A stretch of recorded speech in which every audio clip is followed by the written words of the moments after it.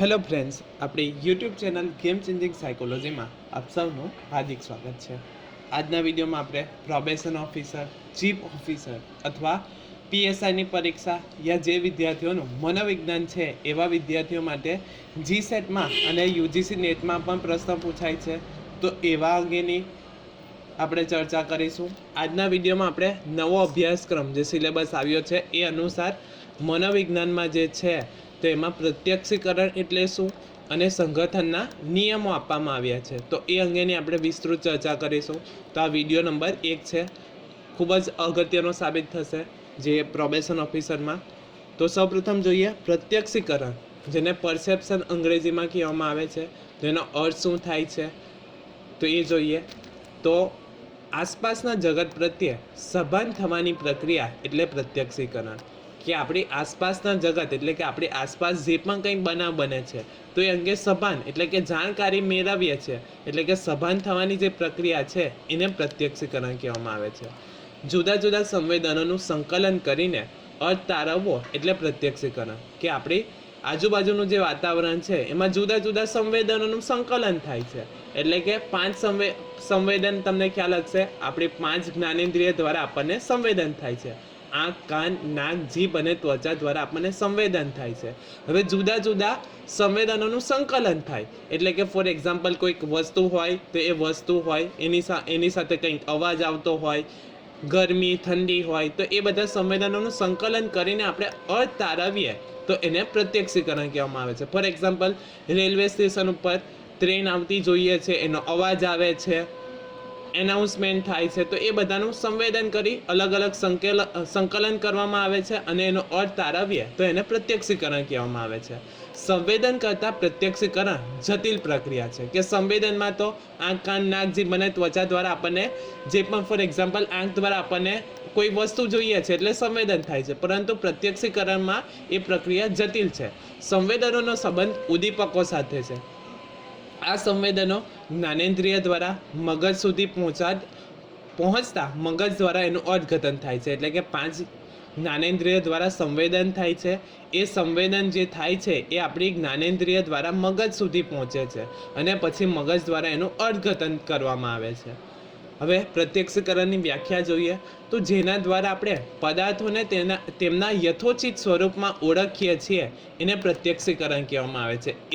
H.E. Garrett દ્વારા વ્યાખ્યા આપવામાં આવી છે કે જેના દ્વારા આપણે પદાર્થોને તેના યથોચિત સ્વરૂપમાં, યથોચિત એટલે કે મૂળ સ્વરૂપમાં આપણે જોઈએ છીએ અથવા તો ઓળખીએ છીએ તો એને પ્રત્યક્ષીકરણ કહેવામાં આવે છે। ફોર એક્ઝામ્પલ કોઈ આપણે ઘર જોઈએ છે યા બંગલો જોઈએ છે તો એનું યથોચિત સ્વરૂપમાં જોઈએ છે, કે ઘરને ઘર સ્વરૂપે જોઈએ છે તો એને પ્રત્યક્ષીકરણ કહેવામાં આવે છે।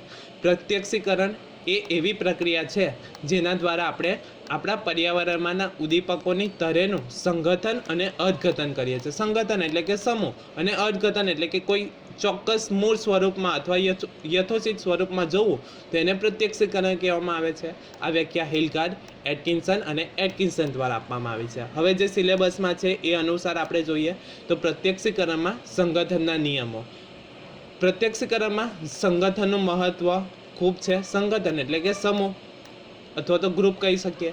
પ્રત્યક્ષીકરણમાં સંગઠનને સમજીએ તો પદાર્થનો એક એકમ કે સમૂહ એટલે કે સંગઠનના રૂપમાં અનુભવ અને અર્થઘટન કરીએ તે પ્રત્યક્ષીકૃત સંગઠન છે। આપણને વિવિધ પ્રાથમિક સંવેદનોનો એક ધરા, જૂથ કે એકમ તરીકે અનુભવ થાય છે। મહદઅંશે દરેક વ્યક્તિને વસ્તુ કે પદાર્થનું પ્રત્યક્ષીકરણ એકમ તરીકે થાય છે, વિવિધ ભાગો તરીકે નહીં। ફોર એક્ઝામ્પલ આપણે કોઈ એક વ્યક્તિને જોઈએ છે તો પૂરી વ્યક્તિને જોઈએ છે, નહીં કે પહેલાં આંખ જોઈએ છે પછી કાન જોઈએ છે, પરંતુ એક ચોક્કસ એકમના સ્વરૂપમાં આપણે જોઈએ છીએ। એ જ રીતે કોઈ બંગલો યા મકાન જોઈએ છે તો આપણે એવું નથી જોતા કે એમાં ઈંટ કેટલી છે, સિમેન્ટ કેટલી વાપરવામાં આવી છે, પરંતુ એક એકમ તરીકે, મકાન તરીકે જ જોઈએ છીએ। ભૌતિક પદાર્થની ગોઠવણીના સંકેતો અથવા નિયમો તેમજ વ્યક્તિના અનુભવો અને વલણને લીધે પણ સંગઠન થાય છે। અહીં એક બાબત સ્પષ્ટ કરવી જરૂરી છે કે પ્રત્યક્ષીકરણ એ સંવેદનોનો સરવાળો નથી, પણ તે કરતાં કંઈક વિશેષ છે। પ્રત્યક્ષીકરણમાં થતા આવા સામૂહિકરણમાં કેટલાક પરિબળો મદદરૂપ થાય છે જે પ્રત્યક્ષીકરણમાં સંગઠનના નિયમ તરીકે ઓળખાય છે। જર્મનીના સમષ્ટિવાદી મનોવૈજ્ઞાનિકો કોહલર, કોપકા અને વર્ધીમન જણાવે છે કે માનવીના મગજમાં સંપૂર્ણ સંગઠિત પ્રત્યક્ષીકરણ કરવાની શક્તિ રહેલી છે. તો આ પણ અગત્યનો પ્રશ્ન છે, MCQ તરીકે પૂછાઈ શકે છે. સમષ્ટિવાદી મનોવૈજ્ઞાનિકો કયા કયા છે, અથવા તો નીચે આપેલા મનોવૈજ્ઞાનિકમાંથી સમષ્ટિવાદી મનોવૈજ્ઞાનિક કોણ નથી? તો સમષ્ટિવાદી મનોવૈજ્ઞાનિકમાં કોહલર, કોપકા અને વર્ધીમનનો સમાવેશ થાય છે. આ ત્રિપુટી તરીકે ઓળખાય છે. તો આ યાદ રાખવાનું છે કે સમષ્ટિવાદી મનોવૈજ્ઞાનિકો કયા કયા છે? તો કોહલર, કોપકા અને વર્ધીમન છે. તો સૌપ્રથમ સંગઠનનો નિયમ છે સમાનતા. સમાનતા એટલે કે સિમિલારિટી. તો ભૌતિક રીતે સમાન હોય તેવા ઉદ્દીપકો પરસ્પર સંગઠિત થઈને ચોક્કસ જૂથ બનાવે છે. ફોર એક્ઝામ્પલ, ઉદ્દીપકોની અસમાનતા આવા નિશ્ચિત જૂથો કરી શકતી નથી. ઉદ્દીપકો વચ્ચેની સમાનતા એ કદના આકારે પણ હોઈ શકે છે, એટલે કે કોઈ સમાન આકારના બૂટ યા કોઈ વસ્તુ ગોઠવ્યા હોય તો એ સમાનતા કદના આકારે હોઈ શકે છે. આકારના આધારે પણ સમાનતા હોઈ શકે છે. તીવ્રતા અને ગુણને લગતી પણ સમાનતા હોઈ શકે છે. ફોર એક્ઝામ્પલ, રાષ્ટ્રીય તહેવારના દિવસે ઘણી સંસ્થાઓ કેસરી, સફેદ અને લીલા રંગના ડ્રેસ પહેરીને વચ્ચે અશોક ચક્ર જેવા વાદળી ડ્રેસ પહેરીને બાળકોની ગોઠવણ કરીને આકાર સંગઠન તરીકે તિરંગાની ચિત્રની આકૃતિ બનાવે છે. તો એમાં સમાનતા છે કે આપણી અમુક લોકો કેસરી, સફેદ અને લીલા રંગના કપડાં પહેરીને આવે છે અને તિરંગો બનાવે છે. એ જ રીતે આકૃતિમાં પણ સમાનતા, જે બાજુની આકૃતિ દર્શાવે છે એમાં સૌપ્રથમ ઊભી લાઈનમાં ચોકડી અથવા તો ક્રોસ ગુણાકાર જોવા મળે છે, ત્યારબાદ શૂન્ય એટલે કે 0 જોવા મળે છે. તો આ સમાનતા જોવા મળે છે. તો સમાનતા એક સંગઠનનો નિયમ છે. તો અહીંથી પણ પ્રશ્ન પૂછાઈ શકે કે પ્રત્યક્ષીકરણમાં સંગઠનના કયા કયા નિયમો જોવા મળે છે, અથવા તો કયા નિયમો જોવા નથી મળતા? તો સૌપ્રથમ છે સમાનતા. ત્યારબાદ છે સમીપતા, એટલે કે કંઈક સમય અથવા તો સ્થળને આધારે નજીક જોવા મળે તો એ સમીપતા છે. તો સ્થળ અને કાળની દ્રષ્ટિએ પરસ્પર નજીક ગોઠવાયેલા ઉદ્દીપકો સંગઠિત થઈને ચોક્કસ આકાર ઉપજાવે છે, કે કોઈ ચોક્કસ સ્થળ પર અથવા તો કોઈ સમયે પરસ્પર નજીક ગોઠવાયેલા ઉદ્દીપકો સંગઠિત થઈને ચોક્કસ આકાર ઉપસાવે છે, જેને એક એકમ સ્વરૂપે આપણે અર્થઘટિત કરીએ છીએ, એટલે કે અર્થઘટન કરીએ છીએ અથવા તો સમજીએ છીએ. ફોર એક્ઝામ્પલ, બાજુની આકૃતિમાં છે એમ એકબીજાની પાસે રહેલી લીટીઓ બેની જોડીઓ રૂપે આપણે સામે 4 જૂથ દેખાય છે. એ સમીપતાની ગોઠવણીનું પરિણામ છે કે આ જે આકૃતિ છે તો એમાં બબ્બેની લાઈન આપણે કરીએ તો એના કારણે આપણા 4 જૂથ આપણને જોવા મળે છે. હવે નજીક હોવાના કારણે આપણને સમીપ લાગે છે. તો સમીપતા 2 આધારે હોઈ શકે, એક તો સ્થળના આધારે પણ હોઈ શકે અને બીજું કાળ એટલે કે સમયના આધારે પણ હોઈ શકે છે. તો અહીંથી પણ MCQ તરીકે પ્રશ્ન પૂછાઈ શકે. ત્યારબાદ છે સમાવેશકતા, એટલે કે સમાવેશ થવો. આકૃતિમાં જોતા જણાય છે કે માત્ર મીંડા અને પરસ્પર નજીક રહેલા ઉદ્દીપકો અલગ અલગ હોય તો પણ આપણે પરસ્પરમાં સમાઈ જાય છે અને સુંદર આકૃતિ તરીકે ઉપસી આવે છે. કે સમાવેશકતા એટલે કે કોઈક 2 જૂથો હોય યા કોઈક 2 ઉદ્દીપકો હોય તો એ નજીક હોવાના કારણે આપણને કોઈક આકૃતિનો અનુભવ થાય તો એ સમાવેશકતા કહેવામાં આવે છે. ફોર એક્ઝામ્પલ, નીચે જે છે આકૃતિ, તો એમાં અમુક ડોટ છે અથવા તો અમુક મીંડા છે અને સીધી લીટી જોવા મળે છે. એ અલગ અલગ આકાર હોવા છતાં આપણને બંને અમુક ચોક્કસ રીતે ગોઠવીએ તો આપણને જે આકારો જોવા મળે છે એ ભાગાકાર અને ટકાની સંજ્ઞા જોવા મળે છે, કે 2 મીંડાઓ છે અને વચ્ચે આડી લીટી કરવામાં આવે છે. હવે આ બંને એકબીજામાં સમાઈ જાય છે, એના કારણે આપણને આ ભાગાકારની આકૃતિ લાગે છે. એ જ રીતે 2 મીંડા છે અને વચ્ચે ત્રાંસી લીટી કરી દેવામાં આવે છે તો એ બંને પરસ્પર અલગ અલગ હોવા છતાં બંને નજીક હોવાના કારણે આપણને ટકાની સંજ્ઞા જોવા મળે છે. તો અહીંથી પણ પ્રશ્ન પૂછાઈ શકે છે. ત્યાર પછીનો નિયમ છે પૂરકતા. તો કેટલાક ઉદ્દીપકો વચ્ચે પરસ્પર અપૂર્ણતા કે ખાલી જગ્યા હોવા છતાં આકૃતિને પૂર્ણ, બંધાયેલી કે અર્થપૂર્ણ સ્વરૂપમાં જોવાનું માનસિક વલણ ચોક્કસ આકારનું અર્થઘટન કરાવે છે. કે આપણી આંખ દ્વારા આપણે કંઈક વસ્તુ જોઈએ છે તો પૂરકતા, કે કંઈક અધૂરી વસ્તુ હોવા છતાં આપણે એને પૂરી દઈએ છીએ અથવા તો માની લઈએ છીએ તો એ પૂરકતા કહેવામાં આવે છે. ફોર એક્ઝામ્પલ, જે તમારી આકૃતિમાં તમે જોઈ શકો છો કે અડધા ગોળ છે અને વચ્ચે આપણને એના પરથી આભાસ થાય છે કે વચ્ચે ત્રિકોણની આકૃતિ પણ જોવા મળે છે તો આપણે એને પૂરકતા કહેવામાં આવે છે.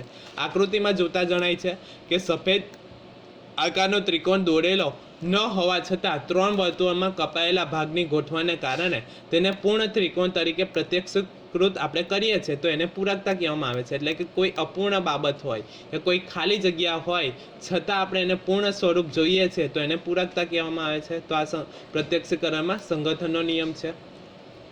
ત્યારબાદ છે ઊંડાઈ અને અંતરનું પ્રત્યક્ષીકરણ, perception of depth and distance. તો પ્રત્યક્ષીકરણ એ સંવેદન સાથે સંગઠિત થઈને જ્ઞાનાત્મક અનુભવ આપે છે. તેમાં બે બાબતો પ્રત્યક્ષીકૃત સંગઠનમાં વધારો કરે છે, તે છે ઊંડાઈ અને અંતર. તો અહીંથી પણ પ્રશ્ન પૂછાઈ શકે છે કે કઈ બાબતનો પ્રત્યક્ષીકરણમાં સમાવેશ થાય છે? તો ઊંડાઈ અને અંતરનો પણ સમાવેશ થાય છે. આસપાસના જગતમાં ભૌતિક પદાર્થના ઊંડાણ અને અંતરની પણ અર્થઘટનમાં અસરો જોવા મળે છે. લંબાઈ પહોળાઈની જેમ ઊંડાઈ અને અંતર અંગેની સ્પષ્ટ સમજ મેળવવા માટે જટિલ પ્રક્રિયા છે. આ બંને બાબતોને ધ્યાનમાં લઈને પ્રત્યક્ષીકરણને સમજવા માટે અનેત્રીય સંકેત, એકનેત્રીય સંકેત અને દ્વિનેત્રીય સંકેતની સમજૂતી મેળવવી જરૂરી છે.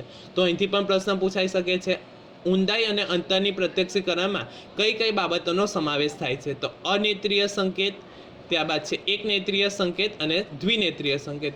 અનેત્રીય સંકેતમાં કોઈ પણ આપણે કીકી દ્વારા નેત્રપટલ પર પ્રતિમાનો ઉપયોગ કરતા નથી. એકનેત્રીય સંકેત એટલે કે એક આંખનો ઉપયોગ કરવામાં આવે છે અને દ્વિનેત્રીય સંકેત એમાં બે આંખનો આપણે ઉપયોગ કરીને કોઈ માહિતી યા પ્રત્યક્ષીકરણ કરીશું. તો સૌપ્રથમ છે અનેત્રીય સંકેત. તો અનેત્રીય સંકેતની સમજ મેળવવા માટે નેત્રમણીનું દગાછનું અનુકૂલન અને કેન્દ્રીકરણ એ અનેત્રીય સંકેતો છે. તો અહીંથી પણ પ્રશ્ન પૂછાઈ શકે છે, અનેત્રીય સંકેતોમાં કોનો સમાવેશ થાય છે? તો નેત્રમણીનું અનુકૂલન કરવાનું અને કેન્દ્રીકરણ એ અનેત્રીય સંકેતોમાં જોવા મળે છે. તો સૌપ્રથમ નેત્રમણીનું અનુકૂલન.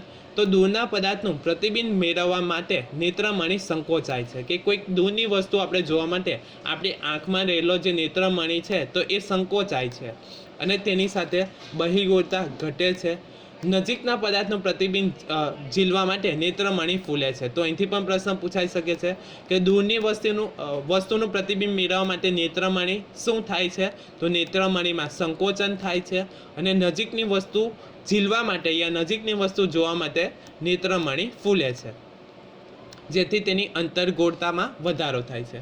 નેત્રમણીના સંકોચન અને વિસ્તરણનું સમાયોજન આંખના સિલિન્ડરી સ્નાયુ દ્વારા થાય છે. તો અહીંથી પણ પ્રશ્ન પૂછાઈ શકે છે કે નેત્રમણીનું સંકોચન અને વિસ્તરણ કરવા માટે શું અગત્યનો ભાગ ભજવે છે અથવા તો કોણ અગત્યનો ભાગ ભજવે છે? તો સિલિયરી જે સ્નાયુ જે છે તો એ અગત્યનો ભાગ ભજવે છે. આ સંવેદન અંતરના પ્રત્યક્ષીકરણમાં મદદરૂપ બને છે.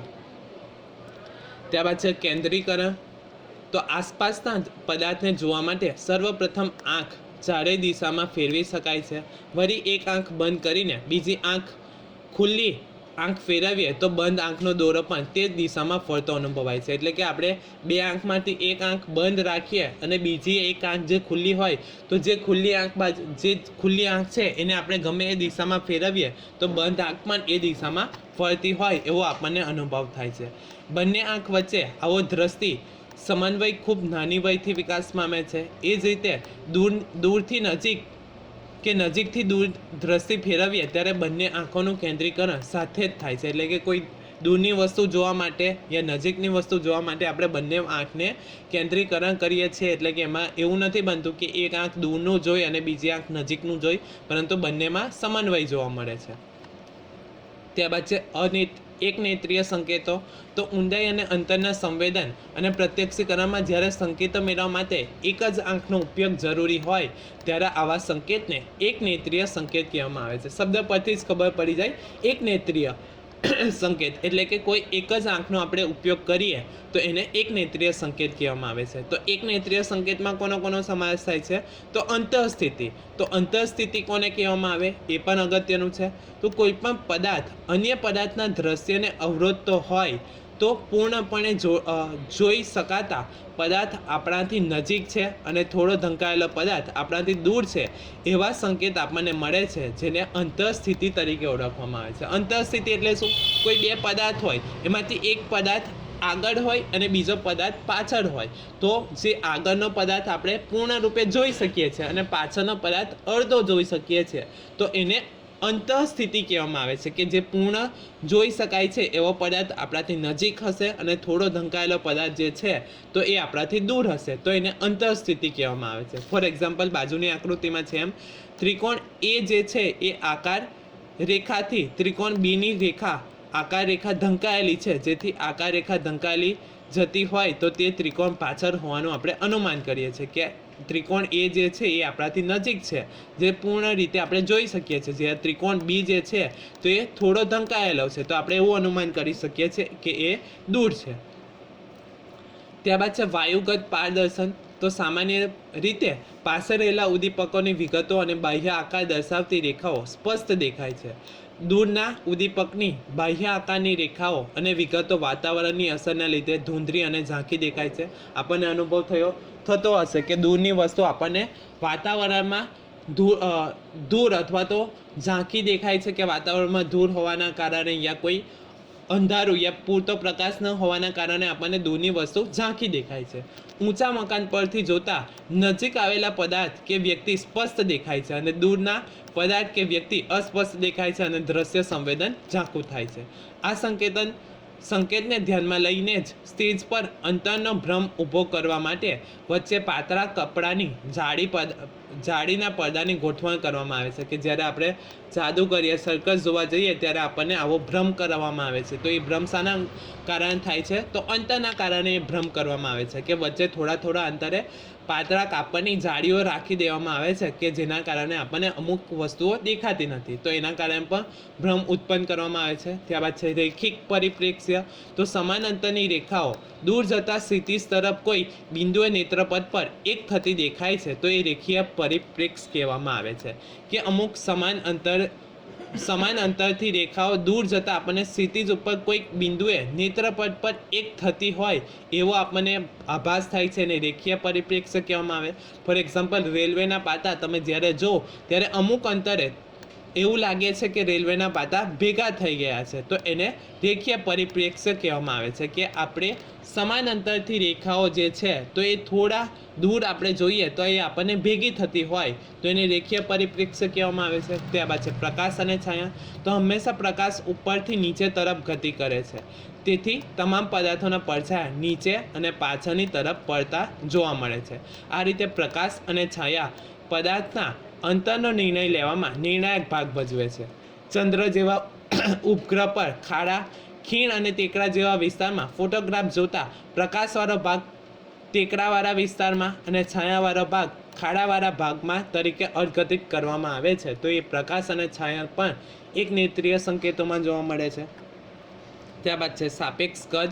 તો નેત્રપથ પર પદાર્થની પ્રતિમા નાની કે મોટી પડે છતાં આપણે પદાર્થનું પ્રત્યક્ષકરણ પરિચય અને અનુભવના કારણે વાસ્તવિક સ્વરૂપમાં કરીએ છીએ. પદાર્થ આપણાથી જેમ દૂર જતો થાય તેમ તેના કદમાં ક્રમિક પરિવર્તન આવે છે, એટલે કે જેમ પદાર્થ આપણાથી દૂર જતો દેખાય છે એમ એનું કદ નાનું થતું જાય છે, અને જેમ પદાર્થ આપણી નજીક આવે એમ આપણને વસ્તુ મોટી દેખાય છે. આ ક્રમિક પરિવર્તનમાં નજીકના પદાર્થની પ્રતિમા નેત્રપથ પર મોટી અને દૂરના પદાર્થ પર પ્રતિમા નેત્રપથ પર નાની પડે છે. તો અહીંથી પણ પ્રશ્ન પૂછાઈ શકે છે કે પદાર્થ નજીક હોય તો એની પ્રતિમા મોટી દેખાય છે અને પદાર્થ દૂર હોય તો એની પ્રતિમા નેત્રપથ પર નાની દેખાય છે. ત્યારબાદ છે સપાટીની તરે અને ધાર. તો ધાર એટલે સપાટીમાં આવતું ધીમું પરિવર્તન. તો અહીંથી પણ પ્રશ્ન પૂછાઈ શકે કે ધાર એટલે શું? તો ધાર એટલે સપાટીમાં આવતું ધીમું પરિવર્તન. સપાટીમાં આવતા આ ચઢાવ કે ઉતાર દૂરના સંકેતો પૂરા પાડે છે. સપાટી જેમ નજીક તેમ તેના પર ખાડા ટેકરા સ્પષ્ટ રીતે જોઈ શકાય છે.